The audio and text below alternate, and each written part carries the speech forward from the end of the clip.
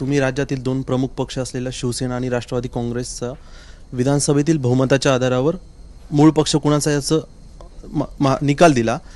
मनसे प्रमुख राज ठाकरे यांचा जो पक्ष आहे मनसे, त्यांच्या पक्षाचे आमदार राजू पाटील यांनी समजा उद्या भविष्यात त्यांच्या पक्षावरती दावा केला की मनसे माझा पक्ष, तर पक्ष नेमका कुणाचा, राजू पाटील यांचा की राज ठाकरे यांचा?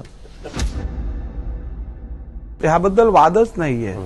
सुप्रीम कोर्टाने पण क्लॅरिफाय केलंय, मी पण माझ्या ऑर्डरमध्ये क्लॅरिफाय केलंय की पॉलिटिकल पार्टीचा जो निर्णय असतो तो ऍप्लिकेबल असतो लेजिस्लेचर पार्टीवरती आणि तोच ग्राह्य धरला जातो।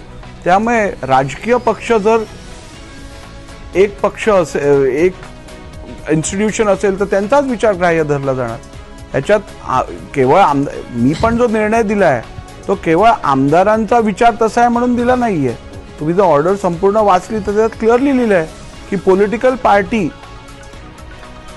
निर्णय जो असेल तोच ऍप्लिकेबल आहे। आता ओरिजिनल पॉलिटिकल पार्टी कोणती हे ठरवण्यासाठी सुप्रीम कोर्टने जे निकष दिले आहेत त्याचा आधार वापरला गेलाय।